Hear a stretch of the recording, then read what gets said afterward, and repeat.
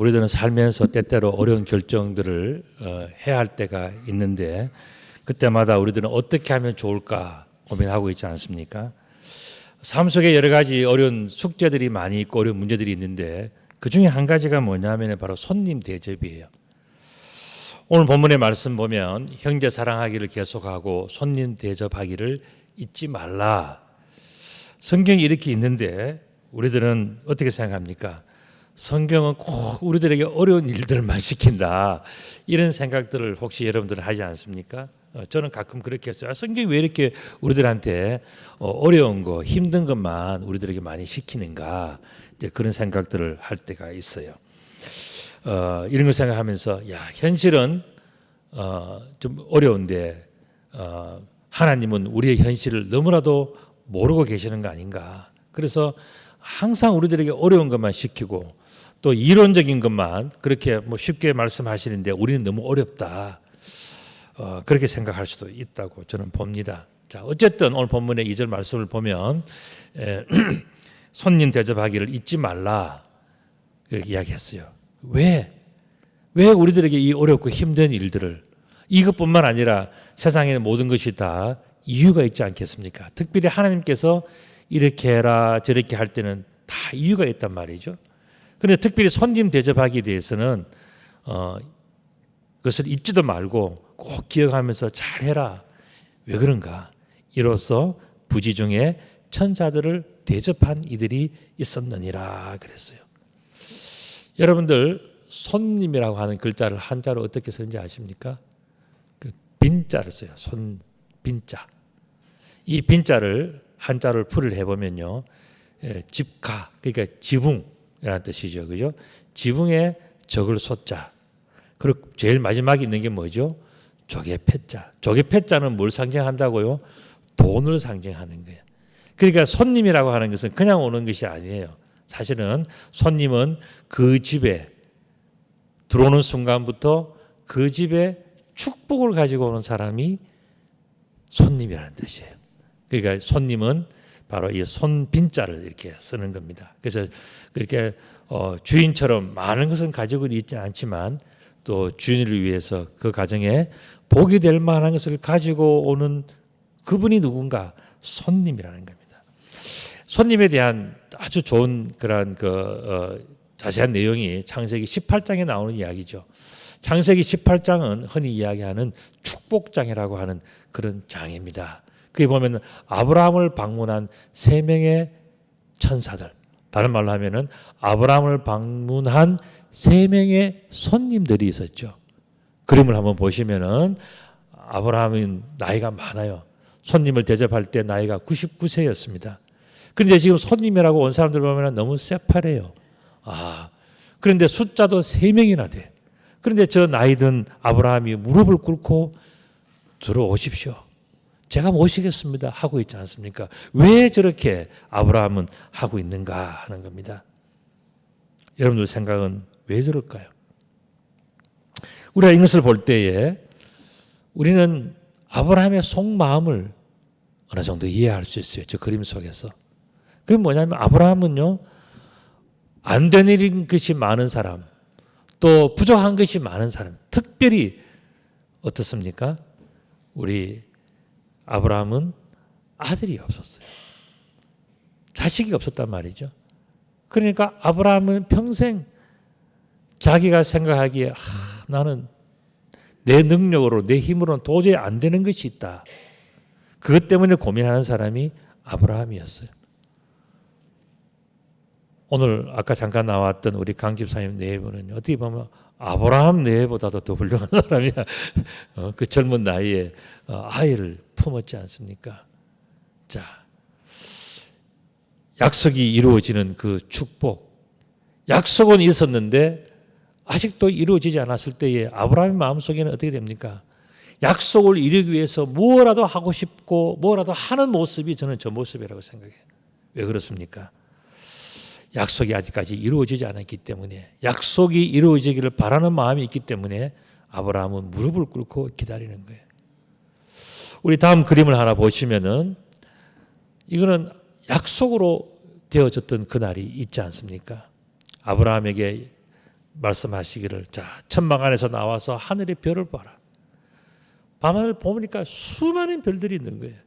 여러분들 이제 대한민국을 떠나서 오지를 한번 선교를 가보면 오지에 참 고달픈 일들이 많죠. 교통도 불편하고 뭐 해야 되는 일들이 많은데 참 좋은 게 있어요. 그 시골의 밤하늘 쳐다보면요, 정말 별이 쏟아집니다. 너무너무 멋있어요. 또 아브라함은 어떻게 했습니까? 광야에 그 길을 갈 때 바닥을 보니까 전부 다 흙에 먼지고 모래고 얼마나 많았습니까?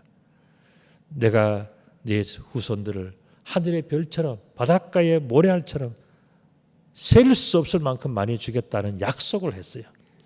그런데 아브라함은 99세가 되도록 그 약속의 실제를 경험해 보지를 못했잖아요. 얼마나 불행합니까? 그런데 이 세 명의 손님들이 다녀가고 난 다음에 그들이 약속했어요. 뭐라 그럽니까? 1년 후에 돌아오는 그 기한이 차면은 내가 네 자식을 볼 것이다라고 그렇게 약속했지 않습니까? 그리고 난 다음에 실제적으로 아브라함은 아이를 품는, 자기 자식을 안아보는 그 축복을 받았단 말이죠. 그래서 이 아브라함과 이 사라의 저 모습이 얼마나 행복합니까? 오늘 좀 전에 우리 유주도 참 행복하게 똘말똘말하게 쳐다봤지만은 저 이삭도요. 정말 얼마나, 저 아브라함과 사라가 정말 저 나이에 자식을 품어볼 수 있는 그 꿈이라도 꿨겠습니까? 정말 생각만 했지 그것은 자기들에게는 일어나지 않는 일이라고 생각했을 거란 말이죠. 그런데 이루어졌지 않습니까? 만일 아브라함이 손님들을 환대하지 않았더라면 어떻게 됐을까요? 그는 약속된 축복이 그냥 지나갔을 겁니다. 그렇기 때문에 첫 번째 축복은 뭐냐? 손님들이 와서 약속이 실현되어질 수 있도록 해줬던, 그게 바로 첫 번째 축복이에요. 그래서 약속이 이루어지는 그 축복을 아브라함은 손님들을 통해서 얻을 수가 있었던 거예요. 두 번째 축복이 뭐냐? 그것은 바로 하나님의 비밀을 알게 되는 그 축복을 아브라함은 손님들을 통해서 받은 거예요. 창세기 18장 17절 보면 여호와께서 이르시되 내가 하려는 것을 아브라함에게 숨기겠느냐라고 말씀하시면서 아브라함에게 다 이야기하셨다는 거예요. 다음 그림을 하나 보시면은 이 그림 제목이 여러분들은 뭐라고 생각하신가요? 저는 나름대로 이 그림은 제목은 뭐냐? 친구라는 제목입니다. 여러분들 친구가 뭡니까? 그거는 자신의 비밀을 다 털어놔도 되는 사람, 그게 친구예요. 만약에 비밀이 있는데도 이야기하지 않는다면 그건 아직까지 친구가 아니에요. 심지어 부부라 할지라도 그건 친구가 아니에요. 자기의 비밀을 다 이야기해도 괜찮은, 그게 뭐냐? 진정한 친구가 되는 거죠. 하나님의 비밀을 다 미리 알게 해주는 그 축복들을 이 아브라함은 받은 겁니다. 창세기 18장 20절부터 21절 보면 여호와께서 또 이르시되 소돔과 고모라에 대한 부르짖음이 크고 그 죄악이 심히 무거우니 내가 이제 내려가서 그 모든 행한 것이 과연 내게 들린 부르짖음과 같은지 그렇지 않은지 내가 보고 알려 하노라. 지금 하나님께서 정말 사랑하는 친구에게 비밀을 털어놓는 거예요. 그건 뭐냐 하면은 사람들이 이 세상에서 하나님을 사랑하고 존경하는 사람들이 울부짖으면서 날마다 내한테 끊임없이 애통하면서 기도하는 것이 있다는 거예요. 그게 뭐냐면 하나님 이 소돔을 그냥 두시겠습니까? 소돔이 지금 망하고 있는데 하나님은 그냥 버리시겠습니까? 하나님 저들을 건져 주십시오. 저들을 보호해 주십시오. 그렇게 막 울부짖는 사람들의 기도가 있다는 거예요. 하나님이 그 기도를 들으시고 오래 기다리셨어요. 하나님이 기다리시니까 기도하는 사람들이 어떤 조바심이 생깁니까?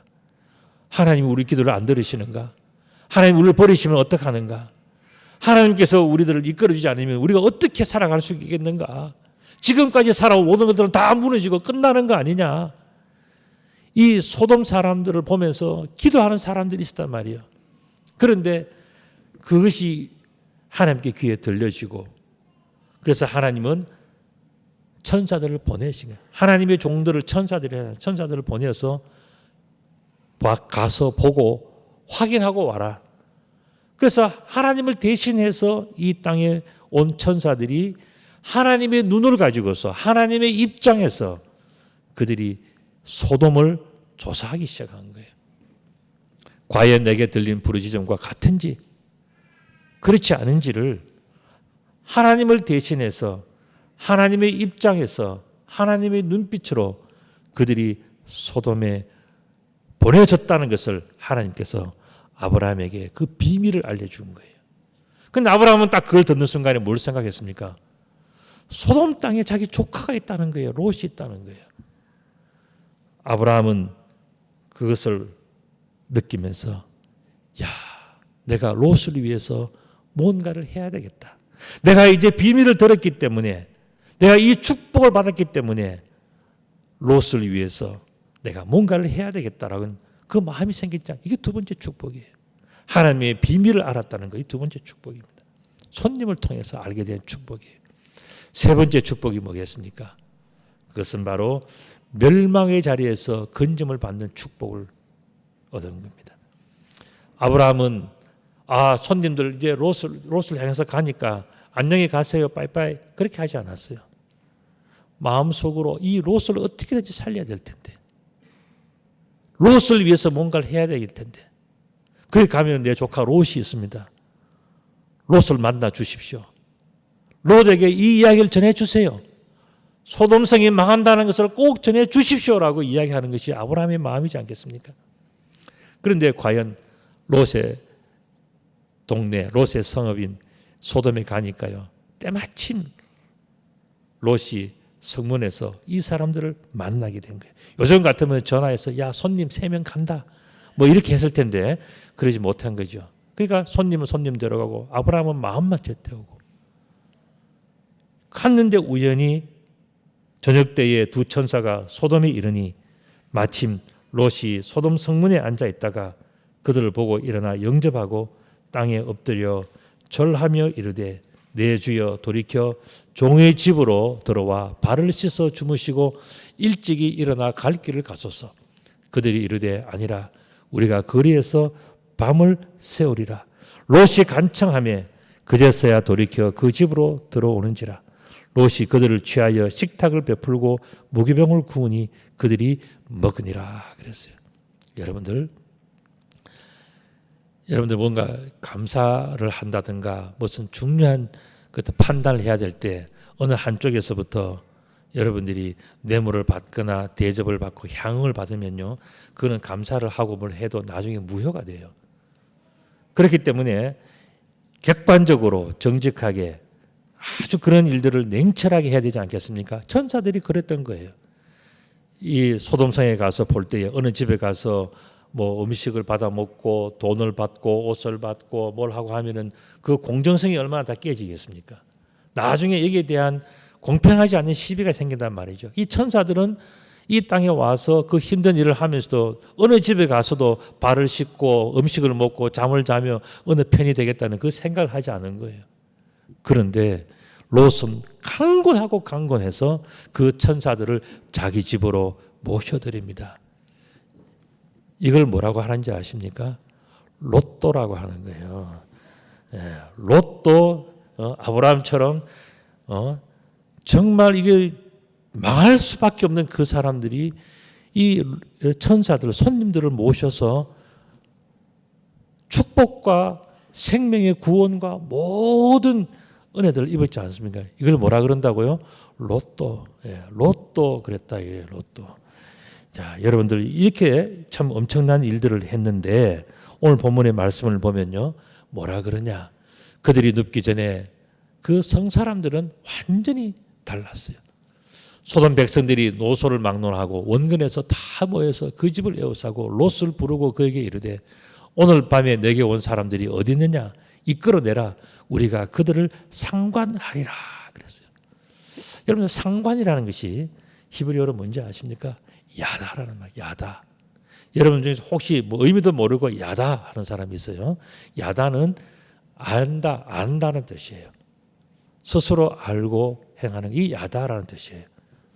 그런데 이 야다를 설명하려면 반드시 따라 나오는 것이 있죠. 그게 뭐냐면 바로 동성애라는 겁니다. 동성애는 호모섹슈얼리티를 이야기하는 겁니다. 동성끼리 그러한 성관계를 이야기하는 거예요. 그리고 이 소돔이라는 멸망한 도시 소돔에서 나온 그 단어가 뭐냐면은 바로 소돔이라고 하는 단어예요.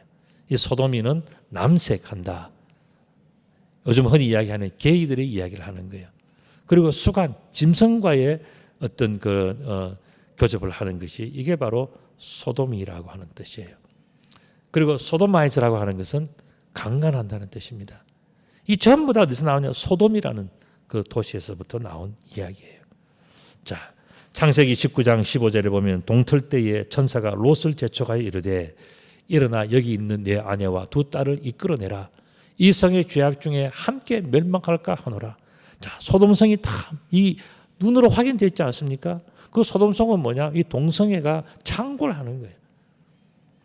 노소할 것 없이 또 주변에 있는 소돔성뿐만 아니라 주변에서도 야, 이 동네에 어떤 남자가 새로 왔더라 그러니까 전부 다 모든 남자들이 다 몰려와 가지고 그 남자 내놓으라고 이야기하고 있는 거예요. 더군다나 한 명도 아니고 두 명씩이나 왔으니까 내놓으라고 남자를 내놓으라 그 이야기를 하는 것이 바로 오늘 이 본문이에요. 롯이 소알에 들어갈 때에 해가 돋았더라. 여호와께서 하늘 곧 여호와께로부터 유황과 불을 소돔과 고모라에 비같이 내리사 그 성들과 온들과 성에 거주하는 모든 백성과 땅에 난 것들을 다 없어 멸하셨더라 그랬습니다. 여러분들 성지순례를 이제 혹시 가보시게 되면 이스라엘 사해바다 근처에 가면은 소돔이라고 하는 그 흔적이 아직도 있습니다. 넓은 들판인데요. 그 땅은 시커매요. 타서 지금까지 수천 년이 지난 지금도요. 풀들이 잘 자라지 않아요. 왜 그런가? 정말 무시무시한 불이 내리고 유황이 쏟아진 거예요. 여러분들이 유황이라는 농사 지으시는 분들이 간혹 계시는데 유황은요. 소독제입니다. 나무가 병들거나 채소가 병들면 그때 유황을 뿌려주거나 유황을 발라주면요. 그 냄새와 소독 그 때문에 벌레들이 오지 않고 상처가 치유가 돼요. 굉장히 독하다는 이야기입니다. 그래서 그 유황 불이 내렸으니까 그 소돔 지역은 완전히 타서 지금도 그 흔적이 남아있는 그것들을 볼 수 있단 말이죠. 하나님이 그 지역의 성을 멸하실 때에 곧 롯이 거주하는 성을 엎으실 때에 하나님이 아브라함을 생각하사 롯을 그 엎으시는 중에서 내보내셨더라 그랬습니다. 그림을 보시면 무시무시한 불, 유황불이 유황 그냥 불도 아니고 유황불이 내렸어요. 그런데 이 불이 쏟아질 때에 하나님은 어떻게 했습니까? 롯에게 미리 이야기를 해서 그 멸망을 피할 수 있도록 해주지 않습니까? 이거는 롯이 손님들을 잘 대접했기 때문에 정말 강건해서 그 손님들을 대접했기 때문에 롯이 정말 로또를 받은 거죠. 롯이 큰 축복을 받은 거예요. 그래서 살아남은 거예요. 그래서 이 롯과 그의 두 딸은 이 소돔에서부터 도망쳐 나와서 그 옆에 있는 작은 성, 작은 동네, 그 이름이 소알이라고 하는 곳이에요. 그곳으로 피합니다. 그때에 돌아보지 말라 했는데 누가 돌아봤죠? 롯의 부인이 돌아봤지 않습니까? 그래서 돌아보는 순간에 소금 기둥이 되어버렸다.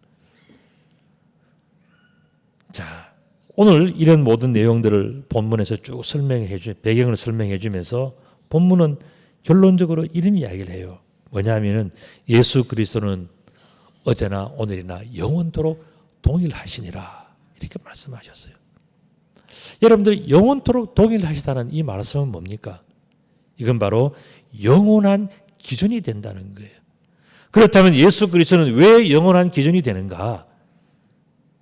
저는 세 가지로 요약해서 말씀을 드릴 수가 있어요. 첫 번째는 뭐냐? 예수님은 하나님께서 천지를 창조하실 때부터 이 삼위일체 하나님은 함께 창조하셨다고 성경 곳곳에 다 설명되어 있지 않습니까? 예수님은 태초에서부터 하나님과 함께 계셨던 거예요.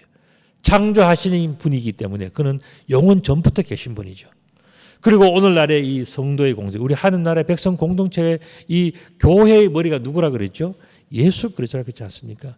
오늘 우리들의 모든 것에서 우리 가운데 계시는 분, 우리를 지도하시고 지배하시고 우리의 모든 것을 인도해 주시는 그러한 우리의 참된 주인, 오늘 이 시대에 교회의 주인이 누구냐면 예수 그리스도이신 거예요. 그리고 또한 우리의 마지막에 세상의 종말에 마지막에 심판하실 분이 누구신가에 대해서 성경은 예수님이라고 말합니다. 그래서 이 하나님과 예수 그리스도와 성령 이 삼위일체 하나님 이분들은 영원 전부터 영원까지 계시기 때문에 이분들은 전부 다 영원한 존재라는 거예요. 영원한 존재를 다른 말로 표현하면 뭐겠습니까? 주인이라는 겁니다. 주인. 자, 그렇다면 오늘 본문을 이해할 수 있는 아주 중요한 질문을 제가 하나 드리겠습니다. 그게 뭐냐면은 그러면 우리는 누구일까 하는 거예요. 하나님, 예수 그리스도 성령이 주인이시라면 역사의 주인이시고 우리 모든 삶의 주인이시라면 우리는 누구일까 하는 문제예요. 우리는 누굴까요? 그건 바로 오늘 본문에 표현되면 손님이라는 거예요. 손님. 오늘 본문을 이해할 수 있는 아주 중요한 키워드는 바로 이 손님이라는데 주인이라는 단어와 손님이라는 겁니다. 아브라함이 그 천막에서 손님을 맞이했지 않습니까? 그 손님을 맞이하고 또 아브라함은 잠시나마 그 천막집에서 주인 노릇을 했지 않습니까? 그것을 오늘 이 본문 속에서 설명을 넣은 이유가 뭐겠습니까? 손님 대접을 잘하라고 이야기하면서 우리가 손님이라는 것을 이야기하는 거예요. 그리고 형제를 사랑하라 하는 말씀 속에서 곧 이어서 손님 대접을 잘하라 말씀을 왜 하셨겠네요. 그 손님과 우리는 바로 형제 같은 존재다. 다시 말씀드리면 우리가 바로 손님이다. 그 이야기를 하시는 거죠. 자, 그렇다면 우리가 주인이 아니라면 손님이라면 우리는 손님인 것을 잘 아는 것이 지혜이며 행복이라는 겁니다. 우리가 누군가를 모르고 내가 주인인 줄 알고 그렇게 살아가면요. 모든 것이 다 불행해요. 아, 내가 주인인데 뭐도 없고 뭐도 안 되고 뭐도 안 되고 뭐. 그런데 손님이라고 생각 한번 해보세요. 불편한 것 당연한 거예요. 없는 것 당연한 거예요. 뭐 하고 싶은 대로 안 되는 것 당연한 거예요. 왜 그렇습니까? 우리는 나그네요. 손님이기 때문에 그런 것입니다. 우리가 주인이 아니라면 손님이라면 그 입장에서 오늘 본문을 보면요. 우리는 본문을 다시 한번 잘 정리할 수 있어요. 본문에 나오는 네 가지를 설명을 드리는데 첫 번째가 뭐냐? 4절의 말씀 보면 모든 사람은 결혼을 귀히 여기고 침소를 더럽히지 않게 하라. 그냥 이것만 딱 보면은요. 우리는 그냥 그냥 사람 사는 뭐 그런 이야기를 하는 것 같지만 사실은 뭐냐? 우리가 손님인데 나그네 길을 걸어가다가 어느 주인이 있는 집에 들어간 거예요. 그런데 그 주인은 가족이 있고 가정이 있지 않습니까? 근데 손님이 가가지고 내가 손님인데 하고 목에 힘주고 가서 그 주인과 놀아나거나 부인과 놀아나면 그게 되겠냐 하는 겁니다. 여전히 그 집에는 원래부터의 주인이 있단 말이죠. 그렇기 때문에 그 주인의 권위를 존중하고 그 주인의 지위를 존중하고 나는 손님이기 때문에 조심스럽게 주인이 정해주는 방에서 주인이 주는 음식을 먹으며 주인이 정해놓은 테두리 안에서 살아가는 것이 뭐냐? 손님의 올바른 도리라는 거예요. 만약 그렇게 하지 않으면 그는 음행하는 것이고 간음하는 것이다. 하나님이 심판을 할 것이다. 이건 다른 말, 주인이 심판을 한다는 거예요. 우리는 손님이기 때문에 우리는 상대방의 결혼을 귀히 여기고 침대를 더럽히지 않도록 해라. 그 말씀하신 거예요. 이것은 영적인 문제도 마찬가지예요. 우리가 우상을 섬기는 그 문제를 설명할 때 성경은 항상 따라 나오는 단어가 그게 뭐냐? 음행이라는 거예요. 음행. 우리는 주인을 섬기는데 그 주인을 섬길 때 항상 뭘 생각해야 되느냐? 나는 손님이고 나그네이기 때문에 이 집에는 주인이 있다는 것을 생각해야 되는. 그걸 무시하고 살아가는 것이 뭐냐? 주인의 심판을 받고 쫓겨나는 바로 그런 것이기 때문에 첫 번째로 손님이 생각해야 되는 것은 주인의 결혼을 귀히 여기고 주인의 침대를 더럽히지 말라. 그 말씀하신 거예요. 두 번째가 뭐냐? 5절에 있는 말씀인데 돈을 사랑하지 말고 있는 바를 족한 줄로 알아라 하는 말씀이에요. 여러분들 저도 그렇고 그다음 여러분들 모두 다도 마찬가지예요. 우리는 예배를 드리면서도 늘 생각하는 게 뭘까요? 돈. 그래서 돈 하다가 돌아버릴 것 같은 것이 이게 세상이란 말이죠. 예배 드릴 때 잠시 예배 집중하지만 예배 끝나면 여러분들도 어떡합니까? 다 먹고 살기 힘들어요. 전부 다 돌아서면 돈이고요. 가족들마다 다 돈이 필요하고 당장 내일 참 우리 주말 공휴일은 참 좋은 거예요. 왜냐하면 은행이 문 닫아서 은행이 영업하지 않으니까 그날은 이자도 계산이 안 되는 날이에요. 너무 좋은 날입니다. 그런데 월요일 되면 그때서부터 어떻게 됩니까? 너무 걱정스럽고 할 일이 너무 많아요. 돈이 필요한 거예요. 그런데 왜 돈을 사랑하지 말고 돈이 일만하게 뿌리라고까지 이야기하느냐는 거예요. 이거는요, 손님의 입장에서 자, 주인의 집에 갔어요. 집에 가보니까요, 주인의 집에 좋은 게 너무 많아. 금도 있고, 은도 있고, 비싼 도자기도 있고, 돈도 있고, 음식도 있고, 다 좋은 게 많이 있는데, 그것을 손님이 사랑하고 앉아있으면 되겠습니까? 말이 되겠냐고요. 손님은요, 주인의 것은 손대지 말아야 돼. 생각지도 말아야 돼. 이게 뭐냐? 주인의 돈을 사랑하지 말고 있는 바 자기 주머니에 있는 작은 돈, 그 노잣돈, 그것으로 족한 줄 알아라.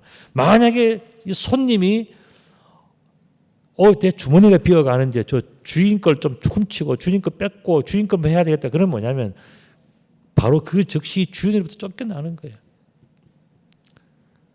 그래서 말씀하시기를 내가 결코 너희를 버리지 아니하고 너희를 떠나지 아니할 것이기 때문에 너희는 주인의 집에 있는 동안에 돈 걱정하지 말고 먹을 걱정하지 말고 그냥 감사하고 기쁘게 주인의 축복을 누려라 이 이야기예요. 여러분들 우리가 뭐라 그러고요? 손님이라 그랬지 않습니까? 손님이 온 세상 걱정 다 하고 앉았고 손님이 지나치게 걱정을 많이 하면서 늘 주인의 것을 보고 부러워하고 야 저런 거는 내게 없는데 생각하고 주인의 것을 눈독 들이고 있으면 주인이 가만두겠습니까? 그렇기 때문에 너희들은 돈을 사랑하지 말고 이 이야기, 주인의 것을 탐내지 말고 그 이야기예요. 그리고 있는 바를 족한 줄로 여기라 그 말씀하신 겁니다. 왜 그런가? 내가 너희를 결코 버리지 아니하고 너희를 떠나지 아니하게 하는 주인이 계시기 때문에 손님은 주인의 은혜를 누리고 주인께 감사하며 살아가는 것이 더 지혜로운 거다 이 말씀해 주시는 거예요. 세 번째는 뭡니까? 6절에 있는 말씀인데 그러므로 우리가 다음대에 말하되 주인은 나를 돕는 자이시니 손님이 내가 무서워하지 아니하겠노라라고 이야기를 하라는 거예요. 손님이 그 집에 있으면서 주인이 돌봐주는데 주인이 다 도와주는데 그거는 필요 없고 혼자서 막 설치고 다니면 종들이 가만두겠습니까? 그래서 이야기를 합니다. 주인은 나를 돕는 분이기 때문에 믿고 종들이 뭐라 하든지 간에 이제는 무서워하지도 말고 저 사람들이 저 종들이 나에게 어떻게 할 것인지 거기에 대해서 걱정도 하지 말고 오로지 주인만 바라보고 주인이 나를 돕는다라고 이야기해라. 종들이 내게 뭘 이야기를 하면은 주인이 나를 돕기 때문에 주인에게 가서 한번 이야기해 보시. 그 이야기를 하라는 거예요. 왜 그렇습니까? 우리는 손님이고 나를 맞이해 주는 주인이 계시기 때문에 그 주인 앞에서 나는 손님인 것을 알고 살아가는 그것이 뭐냐? 정직하고 지혜로운 거라는 거예요. 그게 바로 축복이고 행복이라는 것입니다. 네 번째 7절 말씀 보면 하나님의 말씀을 너희에게 알려주고 너희를 인도하던 자들을 생각해보라. 자, 주인은 이 손님에 대해서 아까 말씀드렸죠. 뭘 한다고요? 자, 손님 여기가 화장실이고 여기는 창고고 여기는 식탁이고 여기에 물이 있고 뭐가 어떻고 저떻고 다 설명해 줍니다. 누가요? 주인이 해주는 거예요. 주인은 우리들을 인도해 주는 자예요. 그래서 우리가 어렵고 힘들 때를 뭘 생각해야 되냐? 야, 주인이 내게 뭐라 했는지를 생각해 보라는 겁니다. 그리고 그들의 행실의 결말을 주의하여 보라. 그들이 어떻게 하면 된다 안 된다 하는 것을 주인이 다 보여줬다는 거예요. 주인이 보여준 대로 그것을 하는 것을 보고 그것을 가지고서 그 믿음을 보면 주인의 마음을 본받아 살아가면은 손님으로서는 최고로 행복하고 지혜롭고 잘하는 것인데, 손님이 주인의 권세를 넘어서고 주인의 선을 넘어서서 다 하면은요, 그거는 뭐냐? 쫓겨나거나 매를 맞거나 돌에 맞거나 해서 끝나는 거죠. 그래서 오늘 본문의 말씀 보면은 우리들이 생각해야 되는 것은 뭐냐? 우리들은 항상 나는 손님이다. 나는 나그네다. 내가 가난한 것도 당연하지, 나그네니까. 내가 많은 것을 찌고 달리지 못하는 것도, 그것도 왜 그런가? 그것도 나그네니까, 손님이니까 당연한 거지. 그리고 내가 인생이 끝날 때에 저나 여러분들도 다 두고 가야 되는, 그것은 당연한 거지. 왜 그렇습니까? 손님이니까. 우리는 처음부터 가진 것이 없고요, 마지막에도 그냥 빈손으로 갈 사람들이, 우리는 다 손님으로 왔다 손님으로 가는 사람들이란 말이죠. 그렇기 때문에 손님은 뭘 생각해야 되느냐? 아무리 편하고 좋은 곳에 머물고 있다 할지라도, 아무리 좋은 것을 먹고 마시고 누리고 있다 할지라도, 내가 이제는 힘을 얻어서 내가 가야 될 곳, 그게 어디겠습니까? 하나님의 나라잖아요. 내 사명을 다해야 되는 그 하나님 나라, 내가 반드시 가야 되는 주인의 집, 내가 진정으로 가서 쉴 수 있는 그곳에 가는 그날까지 내 마음속에는 항상 손님이라는 생각을 가지고 있어야 돼요. 그래야 내가 올바른 삶을 살아갈 수가 있는 거예요. 오늘 본문의 말씀 보면은 형제를 사랑하고 손님 대접하기를 잘해라 말씀하신 이유가, 네가 손님이니까, 네가 손님인 줄 알고 그 손님과 네가 형제인 것을 알고 네가 똑같은 손님인 줄 알고 잘해야 된다, 그 이야기를 해 주신 거예요. 이렇게 볼 때에 우리가 기준을 바꿀 수 없다면 우리는 기준을 따르는 것이 지혜이며 행복인 것을 알아야 돼요. 기준이 뭐라고요? 영원하신 예수 그리스도가 우리 기준이에요. 그분이 주인인 거예요. 그분이 주인이기 때문에 우리 기준이 되는 거예요. 근데 우리는 뭐냐 하면은 내가 마치 주인인 것처럼, 그건 아주 어리석은 겁니다. 근데 우리는 기준을 따르는 것이 지혜이며 행복이라는 것을 알아야 돼요. 그리고 오늘부터 우리는 확실하게 생각해야 되는 것이 뭐냐? 우리는 손님이라는 것을 알아야 돼요. 그리고 또 우리는 손님이기 때문에 손님 대접하기를 잊지 말고 잘 해야 된다는 것이 바로 오늘 본문의 설명이지 않습니까? 우리가 왜 손님을, 왜 돈 쓰고 시간 쓰고 내가 귀찮게 청소해야 되고, 여러분들 목사가 신방한다 그러면 제일 겁나는 게 있잖아요. 그러면 대청소해야 되니까. 그동안에 막 살다가 청소하려 그러면은 목사 잠깐 1시간만 지나 왔다 가는데 청소는 하루를 해야 돼. 왜냐하면 그동안 너무 안 해놔가지고. 그러니까 이렇게 하려고 그러니까 여러분들 얼마나 힘들어서 손님 안 왔으면 좋겠다 그러지 않습니까? 그런데 오늘 손님 대접하면서 뭘 배운다고요? 내가 손님이구나. 내가 손님이기 때문에 내가 갈 때는 내 있던 자리 다 정리하고, 또 손님은 항상 아무리 편하고 좋더라도 뭡니까? 미래에 되어질 그날을 바라보고 그 집을 향해서 가는 게 손님이라고 했지 않습니까? 손님의 본분을 잊지 않고 손님답게 살아가는 것이 뭐냐? 그게 바로 행복한 인생이다 하는 것이 오늘 본문의 내용이에요. 우리가 손님이라면 우리는 이제 어떻게 인사해야 될까? 옆에 사람에게 어서 오십시오 이렇게 인사를 잘해야 돼. 우리 옆에 분에게 자 어서 오십시오 하면 인사해요. 예, 손님 맞는 것처럼 어서 오십시오. 우리는 이거 잘해야 돼. 손님을 맞이하는 것. 왜냐하면 나도 손님이기 때문에 손님의 마음에서 어서, 또 옆에 분들에게 환영합니다 하면서 해보십시오. 자 환영합니다. 그래서 우리는요 주인이 아니에요. 저와 여러분들은 잠시 왔다가 잠시 가는 손님이에요. 그러니까 아까 말씀드린 것처럼 가난한 게 당연하고요, 헐벗은 게 당연하고, 힘든 게 당연하고요, 배고픈 게 당연해요. 그러나 우리에게 주님이 함께 하셔서 먹을 것도 주시고 축복도 해주시고 발도 씻어주시고 새 먹게 하시는 것은 왜 그렇습니까? 이 손님의 역할을 잘해서 목적을 이루라고 주인이 도와주는 축복들입니다. 여러분들 인생에서 주인께서 베풀어 주시는 축복을 잘 누리면서 새 힘 얻어서 손님의 사명을 잘 감당해 나가시는 귀한 분들 다 되시기를 우리 주님의 이름으로 축복합니다. 아멘. 기도드리겠습니다. 걸어가신 아버지 하나님 참 감사합니다. 오늘 이 말씀을 저희들이 다시 한번 깨달아 알면서 우리의 인생이 손님인 것을 다시 한번 깨닫고 우리의 주인 되신 여호와 하나님, 우리 주 예수 그리스도를 향하여 다시 한번 지혜롭게 새 힘을 얻어 살아가는 우리 모두가 될 수 있도록 축복하여 주옵소서. 우리 구주 예수 그리스도의 이름으로 기도드리옵나이다. 아멘.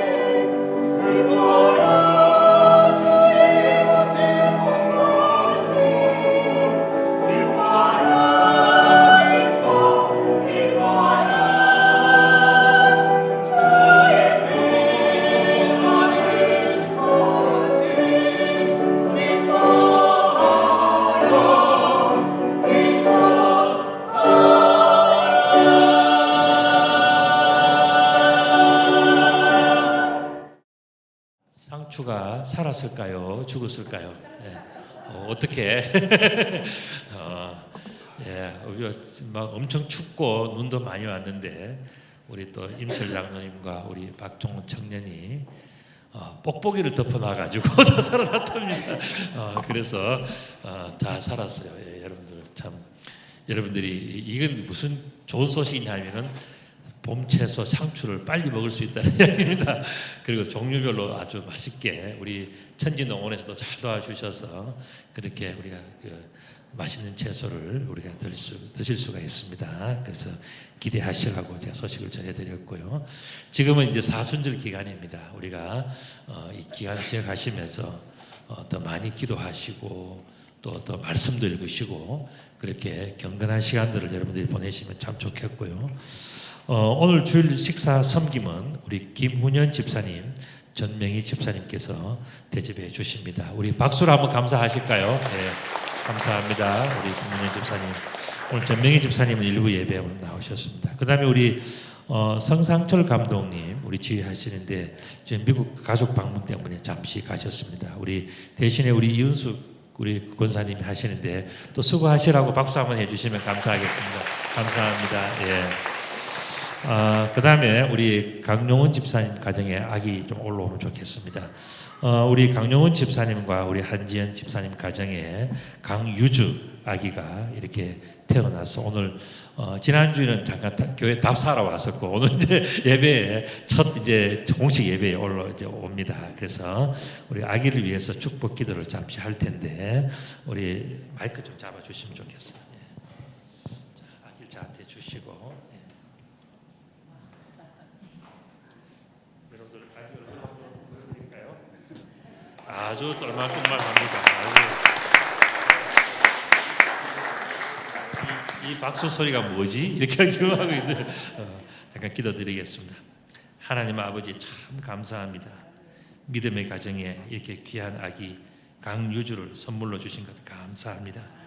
어려서부터 어미의 태중에서부터 말씀과 기도와 찬양 속에서 자라는 귀한 축복된 아들이요 자녀이오니 하나님께서 이 귀한 생명을 건강하게 하시고 장수하게 하실 뿐만 아니라 살아가는 날 동안에 한 해 날을 위하여 많은 사람들을 위하여 크게 쓰임 받는 귀한 하나님의 자녀가 될 수 있도록 축복하여 주시옵소서. 우리를 사랑하시는 주님께서 귀한 생명을 이 가정에 또한 맡기오니 아빠와 엄마가 기도하며 아버지의 뜻을 헤아려 잘 기르게 하셔서 하늘의 기쁨과 영광이 되고 이 아이에게도 큰 축복이 되게 하여 주시옵소서. 온 교우들의 큰 기쁨이 오니 하나님께서 이 아이를 축복해 주시고 우리 교회를 또한 축복하여 주시옵소서. 우리 구주 예수 그리스도의 이름으로 기도드리옵나이다. 아멘. 예. 조용하라고 입 딱 틀어 막아놨니 젖꼭지 빨고 있습니다. 예. 교회에서 주는 선물입니다. 박수 한번 해주시고요. 예. 케이크는 아빠가 받으시고 그다음에 우리 이 아이를 우리 이 가정에 맡겨드리겠습니다. 자, 잘 키우시기 바랍니다. 예, 내려가시면 되겠습니다. 나머지 광고들은 주부를 참조하시면 되겠습니다.